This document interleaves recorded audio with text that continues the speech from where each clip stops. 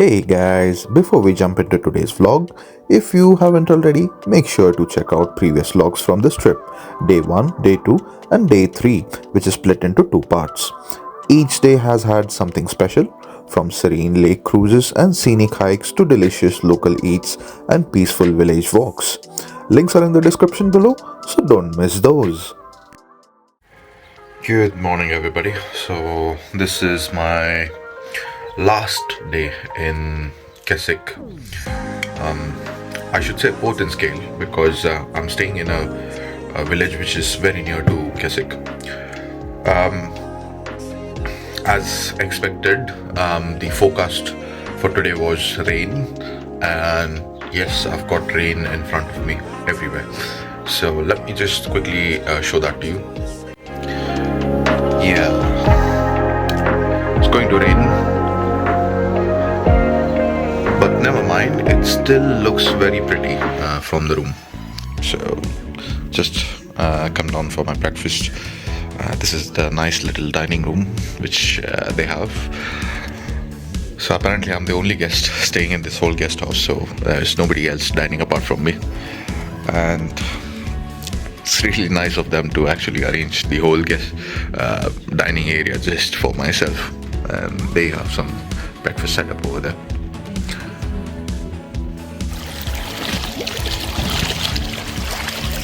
So I've just walked here from my guest house. This is Derwent Water site, and it's a viewpoint. This viewpoint is absolutely mesmerizing. Let me show you the viewpoint over here.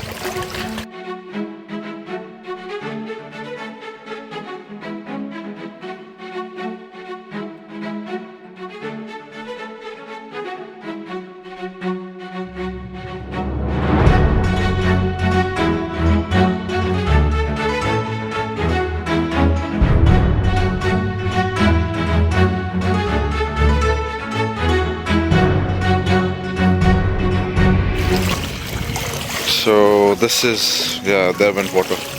I mean, look at those clouds settling on the mountains there.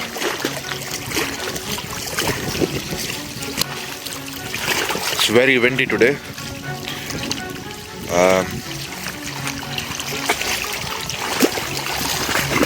I thought that I might not be able to capture good view because it's going to rain a lot, but despite of a lot of rain, I'm able to really get some good footage.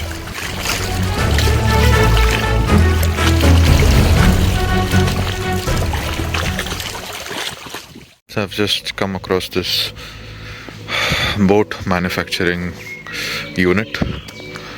I think this is where they store the timber which is required to make the boats. They process the boats inside the plant over there. I think all of these boats are handmade inside over here. Later, I hopped on a lake cruise across Derwent Water, and almost instantly the world began to slow down.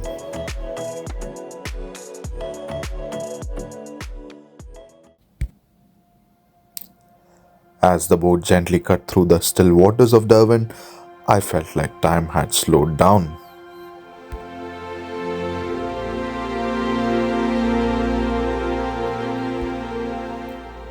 The clouds hung low, wrapping the hills in the mist, and the lake mirrored everything above it, a perfect blend of calm and wild.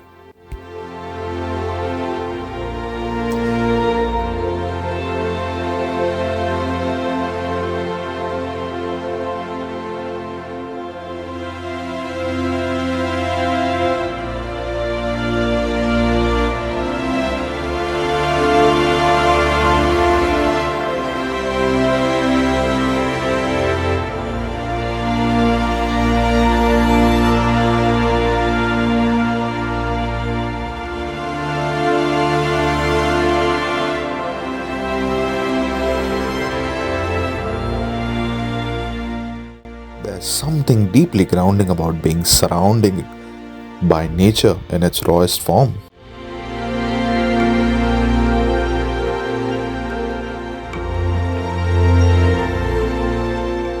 No filters, no noise, just you, the water, and silence between the mountains.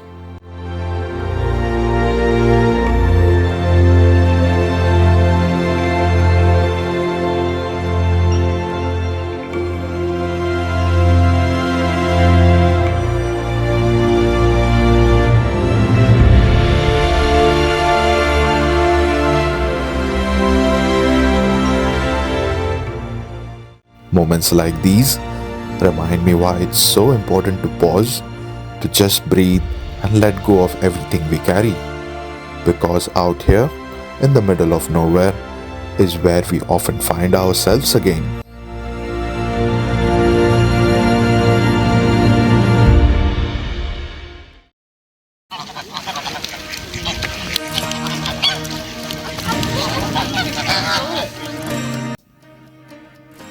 Just off the pier, I spotted this hilarious scene.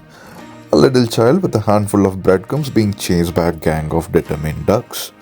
There was pure joy in this chaos, laughter, flapping wings, and tiny feet running in circles.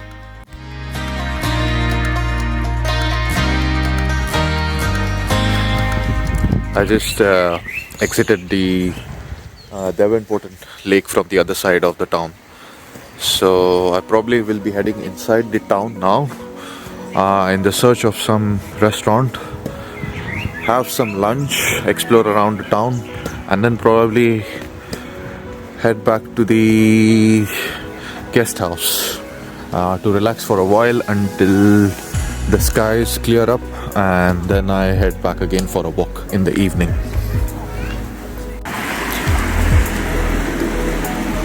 Just came across these amazing looking flowers on the side of the sidewalk of the road.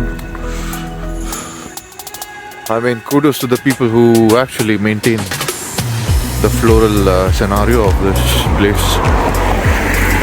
Wow, absolutely beautiful.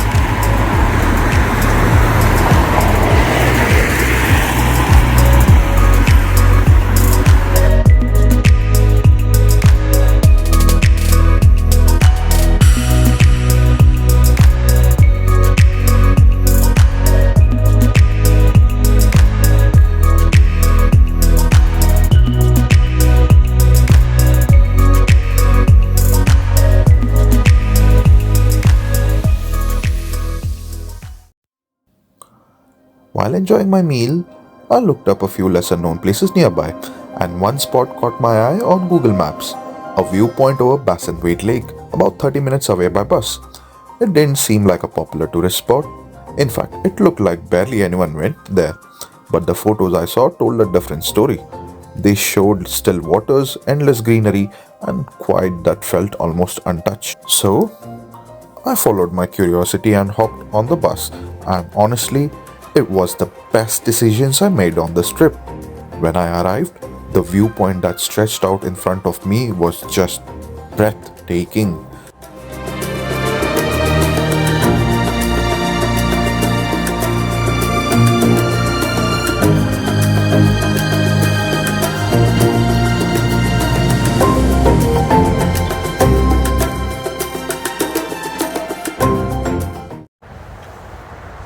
So I'm about to leave from Bassenthwaite Lake now, just waiting for my bus. I'll be going down to the Keswick town again, have my dinner, and then back to guest house. I'll have my breakfast in the morning tomorrow and then leave for London again. I've got my train scheduled from Oxenholme Lake District Station. And that's around 3:30 p.m. So let's see which bus I can take to get directly to like Oxenholme station from here. And I am at Wood End car park. I think that's how it is. Yeah, Wood End car park. That's what it says. So when I came here from Keswick, the bus driver actually did not know what bus stop was this. I presume because these bus stops are not exactly bus stops. These are just bus stop flags which are put in place on the roads. Not many bus drivers would be aware of the bus stop here. So if anybody plans on visiting Bassenthwaite Lake, I think it's best to check exactly where you're gonna get off the bus and only then plan your journey accordingly, because not a lot of bus drivers are aware about this bus stop. That's what I noticed, because I can't see anybody over here, like not a single person.